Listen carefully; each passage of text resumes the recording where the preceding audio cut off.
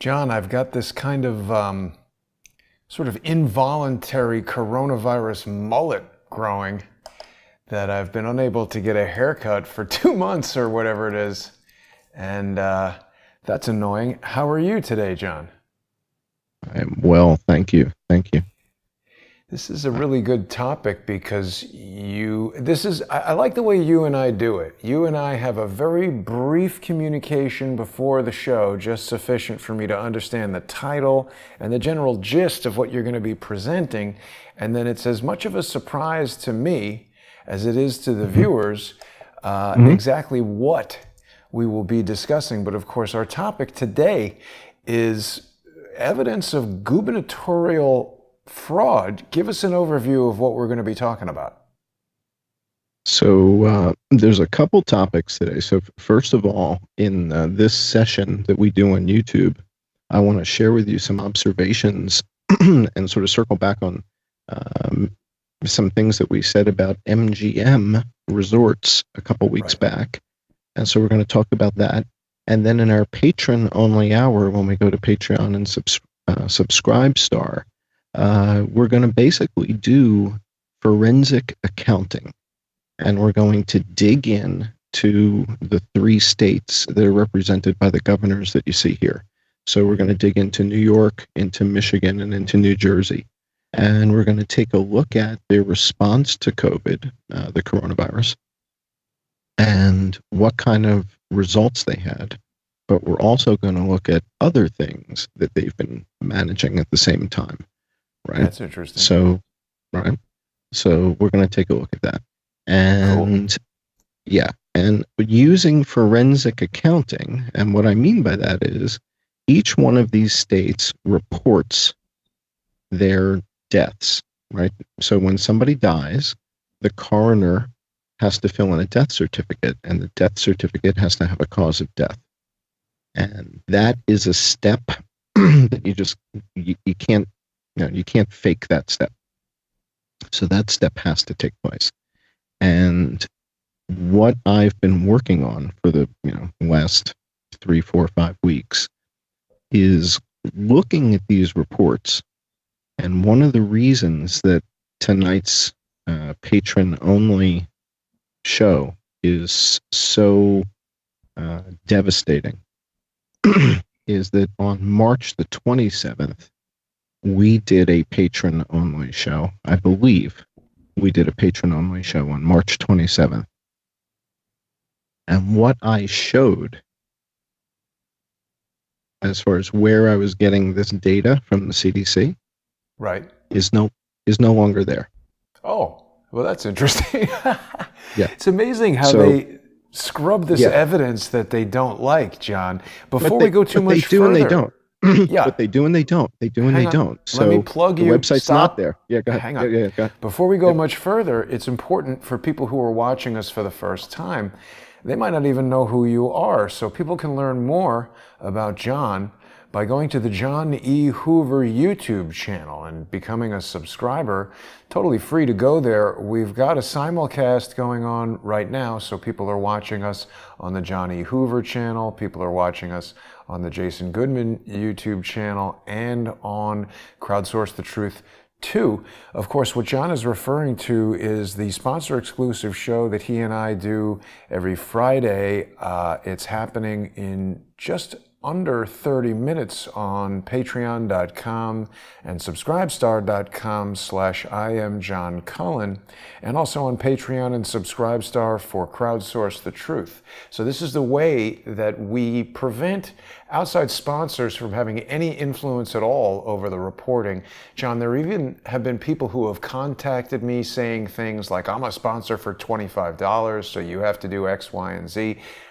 I need to warn those people that gets your sponsorship terminated and gets you blocked. The purpose of doing this micro sponsorship is to prevent people from using money to influence, certainly me and the other co-hosts and guests that appear on the show. So I always encourage people to visit the Patreon and Subscribestar pages for my co-hosts.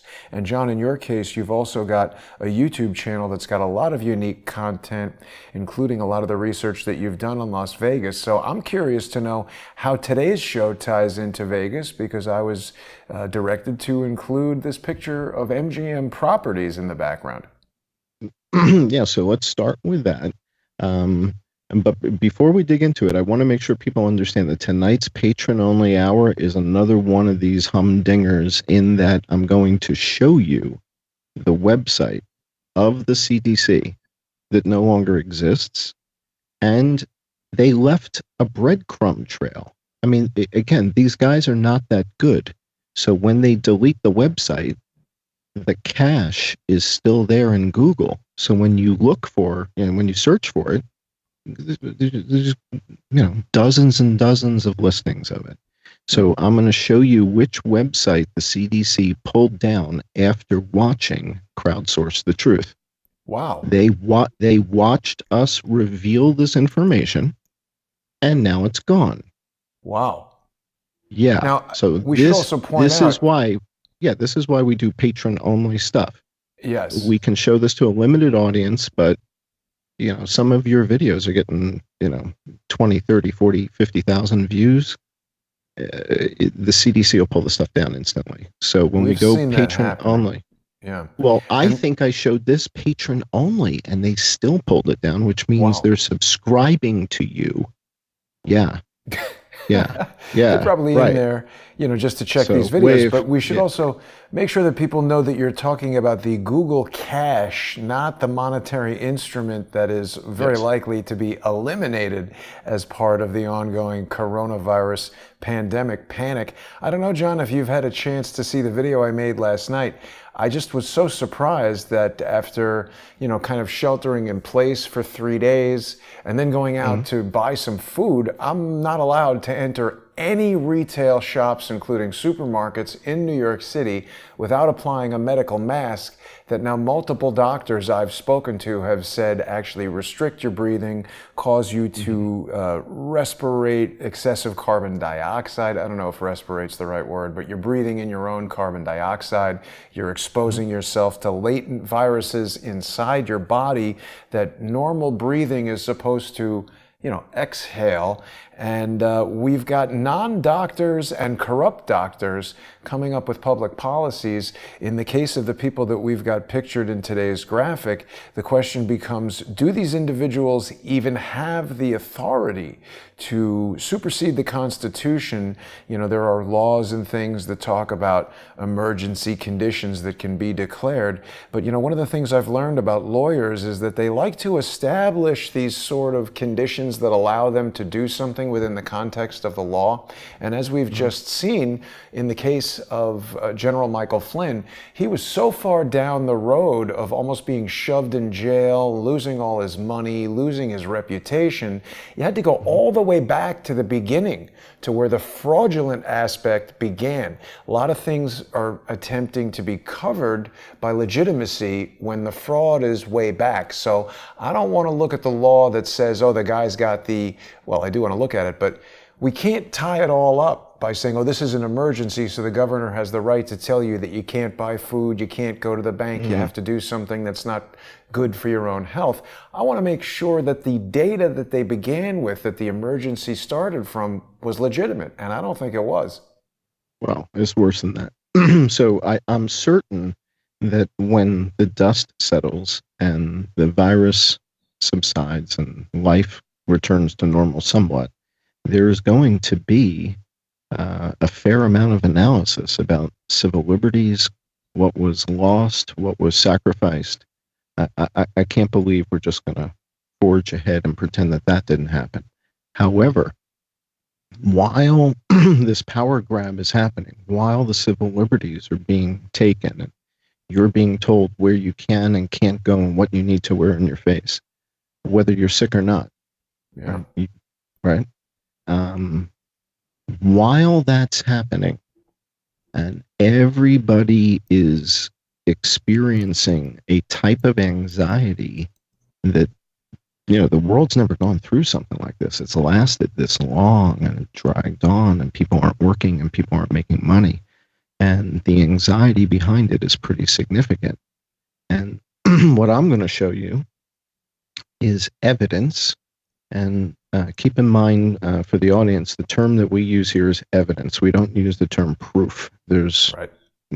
Proof is not something we talk about. We have evidence of things. How big a pile of evidence? Is it a mountain of evidence? Well, we'll see.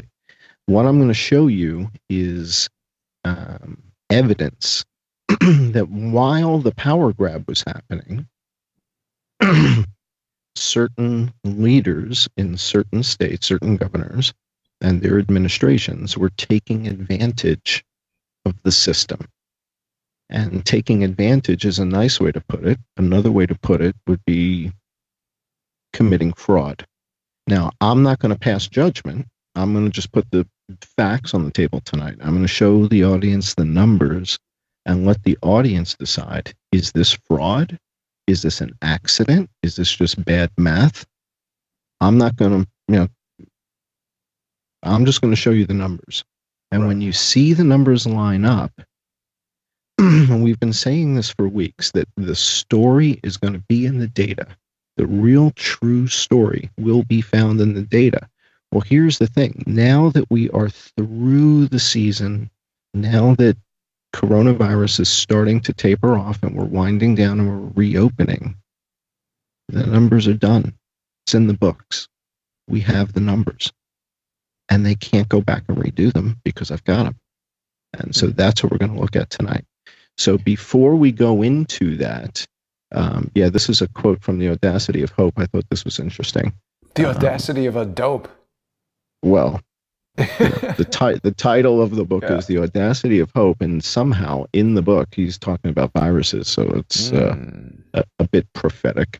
All right, so let's go on. I want to show you guys something that I think Jason is going to do some cartwheels over because it's just fascinating, and I had no idea, and this is just too interesting to not share.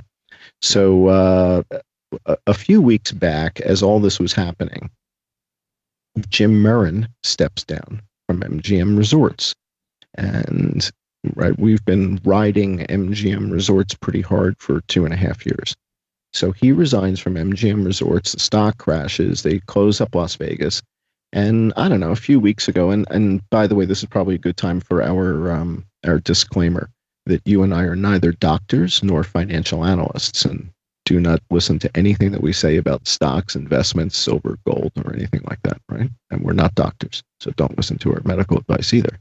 However, we've been tracking MGM for a long time. Jim Murren steps down, and a few weeks back I said, this thing's going into the ground. Then they were selling their real estate off to, I think it was BlackRock, one of the investment companies, and then leasing it back. Yeah, they sold off Bellagio. We covered this like 5 6 weeks back. But I forgot that it was BlackRock, I think. No, Blackstone. It was one of the Blackstone. One of those. Yeah, Blackstone, BlackRock, I don't know. So one of them bought all the properties. So I'm looking at the MGM stuff the other day.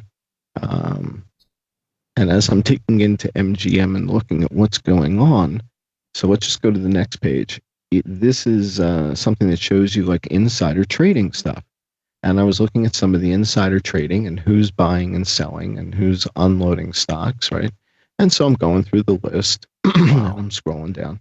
Oh yeah, all kinds of interesting folks here. So this is MGM Resorts, and you'll see Jim Murren dumped about $20 million worth of stuff. He's in there. You'll see his sales. How can they have a list of insider trading and not be prosecuting these people? Isn't it illegal? No. So I've talked about this before. When everybody was saying that Jim Murren sold his stock, you have to file. If you're an insider who's on this list, you have to file at least 6 months in advance before you sell. So you can't just sell tomorrow. Yeah, you can't do that. So Jim Murren sold a bunch of stock. But as you go deeper, let's go to the next page, and you start looking at who are the top inside holders. Next page down. Yeah, I just want to make sure everybody sees James Murren there. Chairman and CEO of the whole place. It's really crazy how this sometimes fails to respond. Okay. So he steps down. He's resigned. He sells off his stock. He's out.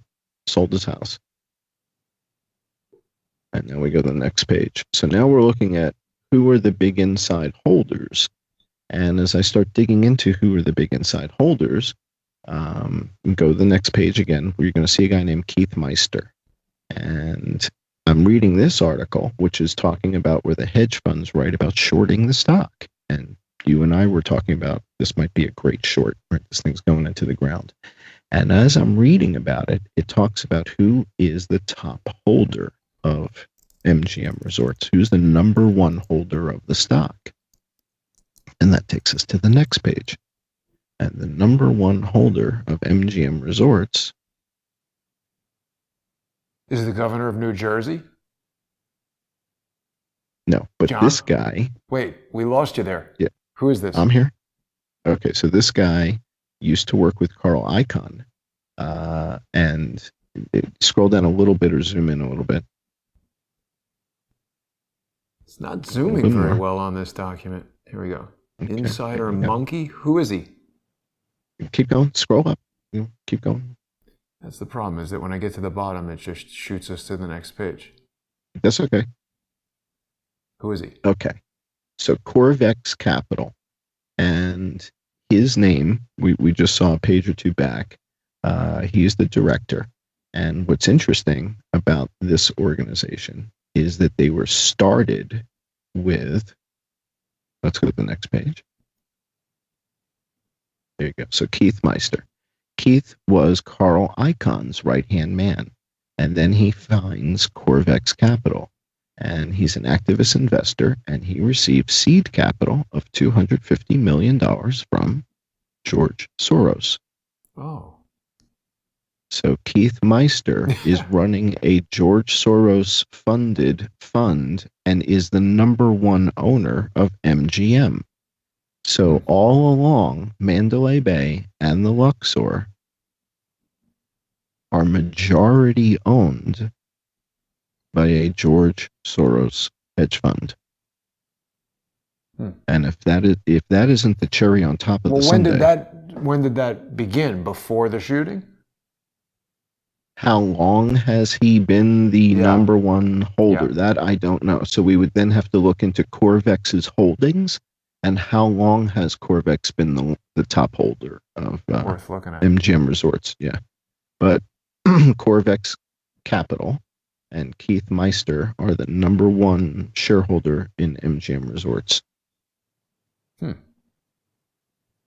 Madison Square Garden. So they have a big stake in Madison Square Garden. Interesting. Diamondback Energy, right? Diamondback Energy. So, but the MGM Resorts holding is significant. It's a big holding. Yeah. All right. All right, so that's George Soros. We only have about a few minutes left here on our preview, so we want to make sure we get through all the stuff you want people to see before we begin on patreon.com/IamJohnCullen, subscribestar.com/IamJohnCullen, and Patreon and Subscribestar for Crowdsource the Truth. Do we have enough time to get through this? Let's go back to that PDF doc and see if we have another page or two before we get to the virus picture. Yeah, so this is, there's a couple articles about Keith Meister and Corvex, and I'm not saying he's a good guy or a bad guy. I'm just simply saying that he started this fund with George Soros's money, and now this fund is the number one stockholder in MGM Resorts. Whether it was 2.5 years ago, I don't know. I don't know that. So I just thought it was interesting that George Soros owned Mandalay Bay and Luxor and all the hotels in the vicinity that we've been talking about. Well, you've definitely piqued my interest because I know that we're going to be talking about forensic accounting and data and numbers and information like that. I know that the naysayers will say, oh, now Cullen is a forensic accountant. I think what you're talking about is just strictly looking at official filings, official numbers, things like that. Yeah. Well, what I mean is we're going to look at numbers and dates. Okay. So what I mean by that is you're going to see what was reported when in time. And that's very important. And the reason that's so important is most of the coronavirus deaths took place in the month of April. Really? Oh, of course, right? And so you don't take that into consideration until it's almost like we have to roll back. We have to hit rewind, roll everything back to March, and look at, well, where were we in March? How many people were dead, right? And what was happening? And so this is what I mean by forensic accounting. We're going to go through and look week by week and see, do the numbers that were reported to the CDC, does it match what we have at the state level? So if we go visit New Jersey and we go visit Michigan and we go visit New York and we look at what are they reporting versus what are the coroner's offices reporting, if you see a discrepancy, the question is, was that a mistake or was that fraud? Well, with $13,000 per admitted patient and $39,000 per ventilated patient. There was a heavy social engineering campaign around this concept of the ventilators. I identified it right away with Dr. Colleen Smith and Dr. Cameron Kyle Seidel. There was a viral video a week or two ago with this young woman who said she had a friend who was a nurse who did something with ventilators, and Cameron Kyle Seidel's video had been taken down from the internet, which was not true. I tried to locate that woman. I was unable. There's been another viral nurse video that came out this week where she's accusing hospitals of murder. Pretty outrageous. I think people are going to be very interested. I know I'm going to be very interested to see what you're going to reveal in less than 10 minutes when the sponsor exclusive show begins on Subscribestar and Patreon /I am John Cullen, simulcast on Subscribestar and Patreon for Crowdsource the Truth. Got to thank our generous Patreon and Subscribestar sponsors who make this show possible. John, you've been knocking it out of the park for, frankly, as long as I've known you. So this is going to be really interesting, I think, for people to see. We're looking forward to it. Anything you want to say real quick before we end this broadcast? Again, I think the fact that the CDC took down an entire website based on what we showed on this show. Well, how can you know that? How do we know it's not coincidental?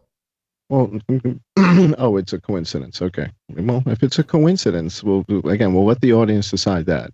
But no one else showed this particular website, and I'm going to show it to you tonight because I have screenshots of it. So I'm going to show you what it looks like, and that we talked about it on the show on March 27th. You've got it on video. We've got the tape. So we were showing it, we were demonstrating it, and then it was gone. No one else showed it. It wasn't shown on MSNBC. They didn't show it on CNBC. Come on. Yeah, they're not showing any of this stuff. We were the only ones to show it, and now it's gone. Yeah. All right. Well, we've heard multiple reports from multiple sources that,